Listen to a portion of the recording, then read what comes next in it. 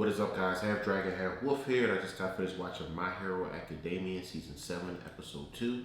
And in this video, I'm going to give you guys my thoughts and opinions on it. So without any further ado, let's get right into the video. So the episode starts off where I was a bit confused. We see Stars and Stripes and her team. Stars and Stripes looks kind of like she just went through some type of battle. So I kind of assumed that this is after the fight between her and Shigaraki, but lo and behold, it was just a flashback. So right after that flashback, we get back to the present where they're currently in battle. And it picks off right where we left off. Stars and Stripes has Shigaraki in this like energy hold where she's, I assume, burning him to death.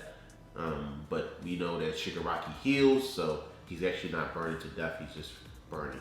What I am curious about is, whenever Shigaraki is in these moments where it looks like he's going through excruciating pain, his thoughts are kind of contrary to what he is to perceive to be feeling. So, for instance, right now it looks like he's getting burnt, but his thoughts seem pretty calm. So I'm wondering if I know he regenerates, but does he actually feel pain as well? So I might have missed that, but if you guys can let me know that, I would appreciate it if he actually does feel the pain. She has him in this energy hold, and the missiles are rapidly approaching. And as these missiles are approaching, she prepares to grab the missiles and creates to what my first thought was she's trying to do a Saitama one punch, which is exactly what she's trying to do. She understands that because Shigaraki can heal at a rapid pace, it's going to take an all-out one punch kind of assault to completely destroy him, which is a really good strategy when you think about it, how Shigaraki heals. So that's what she proceeds to do. She proceeds to grab the missiles with that giant ear model that she made, and she punched him with the missiles, creating a huge explosion in hopes that Shigaraki is finally killed. Of course, Shigaraki will not be killed that easily, as Shigaraki then springs from out of the ground looking like the Mummy from The Mummy Returns, and proceeds to then try to attack Stars and Stripes. They also go into kind of how Shigaraki did survive the blow. So it is interesting that if Shigaraki would have actually gotten hit by that punch with those missiles, he actually would have been killed, but he actually made himself a like hole which protected him from the full damage of the punch, which I guess is okay. Yeah, I guess I'm okay with that. I would have liked to have seen him, I don't know, use the power to block it, but nevertheless, that's what happened. He digged a hole and didn't take the full brunt of the punch that Stars and Stripes put out there. So after Shigaraki springs out from out of the dirt after taking Stars and Stripes blow, we see Shigaraki then go towards Stars and Stripes and grab her on the face and proceed to take her quirk. Also, I'm thinking too, as she's taking her quirk, she's dying because Shigaraki powers allows every time he touches somebody, they rot away. So I automatically thought at this point the fight was over, Stars and Stripes lost, and it was a grand opening, grand closing kind of thing with 2 episodes. I thought that it would be more of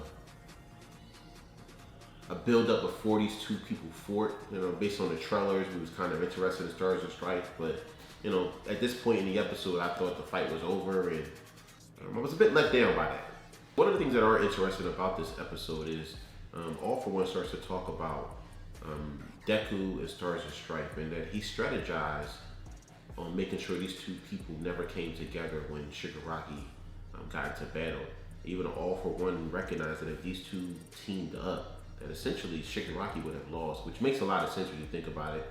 Deku, with his maturity and how he has kind of harnessed his powers with Stars and Stripes, I wouldn't be able to see how Shigaraki would be able to beat those 2 together as well. So All For One kind of orchestrated villains to distract them from not, actually coming together to fight Shigaraki, which makes a lot of sense, and which is why All For One is the leader of these villains. All For One also points out how his goal is to take New World Order quirk from Stars and Stripes and to use that against Deku, and once he acquires this quirk, it will be enough to defeat Deku. Which also makes me think that now Deku is really respected by All For One in terms of his power. He doesn't think that he can take him on right now and beat him, which is interesting. He thinks that he does need another quirk to be able to ensure his victory against Deku. So that's in itself shows the growth of Deku and how strong he's gotten. He's come a long way from season 1, and I think that's pretty cool. So Shigaraki is taking Stars and Strike powers down. You can actually physically see the energy leaving her body, and out of nowhere, Stars and Strike appear inside of Shigaraki's body. And she's smiling, which lets me know that she had a plan of some sorts that we're going to find out on. And lo and behold, she does. Her goal was to I guess she didn't want him to take her powers, but given the situation that she was in beforehand, where she could have attacked him again, but Shigaraki was on one of the planes and she didn't want to hurt one of her teammates. So she then took this course where she essentially let him take the power, and with that, she came up with a plan instantly, pretty fast, which is pretty commendable. And her goal was to then make one more command, and that command was every quirk that Shigaraki has, he's going to lose by absorbing New World Order, which is really, really smart by Stars and Strike. You can actually see inside of Shigaraki's body, Stars and Strike is wreaking havoc on all of Shigaraki's quirks, and is physically causing Shigaraki damage. He's popping like firecrackers, and Shigaraki is now trying to figure out a plan to get out of this bind that he's put himself in by absorbing Stars and Strike quirks. So Stars and Strike is now wreaking havoc on Shigaraki's quirks inside of his body, and Shigaraki is now panicking. His goal now is to try to get to the fastest person he possibly can to give them New World Order quirk, and so that he can then preserve whatever quirks that he has left, because he is losing quirks pretty rapidly at this point. So then Shigaraki busts through this apartment door where he sees a gentleman and a woman, and he is trying to, if I get this right, he's going to take the guy's quirk and then give him New Order in an attempt to save or preserve what quirks he has left. But lo and behold, Stars and Strike tells him any quirk that he gets, or any quirk that New Order comes encounters with, it's going to destroy. I don't fully understand how that's working in terms of how her quirk is destroying his quirks, but she also says that New Order is shattered or destroyed. If anybody can help me understand that particular part, how New Order is working within Shigaraki's body, it'd be greatly appreciated, because I don't fully understand that part of it. As we continue on though, it doesn't really tell you what happened with Shigaraki.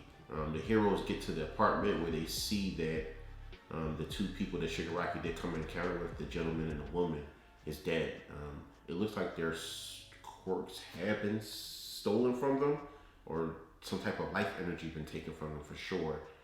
And yeah, that's pretty much it in terms of what happened at the apartment. They don't really give anything else of what's going on with Shigaraki. So then we see Stars and Strike, Air Force team, and All Might. And the team is informing All Might that they have collected data from Shigaraki and Stars and Strike battle, which is going to give the team valuable information as to how to beat Shigaraki.